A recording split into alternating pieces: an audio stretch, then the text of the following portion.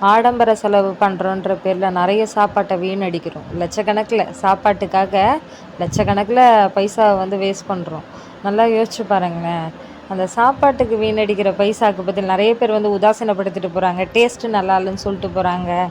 வயிறு ரொம்பிச்சு போதண்டா சாப்பாடுன்ட்டு அப்படியே அப்படியே பாதி சாப்பாட்டை கூட மூடிட்டு போகிறாங்க. அப்படின்னும் போது எவ்வளோ பைசா வீணாகுது.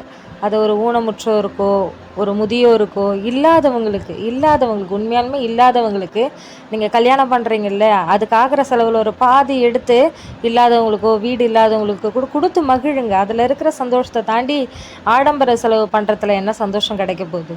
மேக்கப் பண்ணிக்கலாம், ட்ரெஸ்ஸிங், நம்மளோட சுதந்திரத்தை நம்ம வந்து பாதுகாத்துக்கலாம். அது வந்து தப்பு கிடையாது. அதுக்காக சாப்பாட்டை வீணடிக்கிறது, ஆடம்பர செலவுன்ற பேரில், பந்தான்ற பேரில் தாறுமாறாக வந்து பணக்காரங்க வந்து பைசா வீணடிக்கிறதுன்றது வந்து சரி கிடையாது. அந்த எண்ணங்களை பணக்காரர்கள் மாற்றணும். லட்சக்கணக்கில் பணத்தை வீணடிக்கிறாங்க ஆடம்பர செலவுன்ற பேரில்.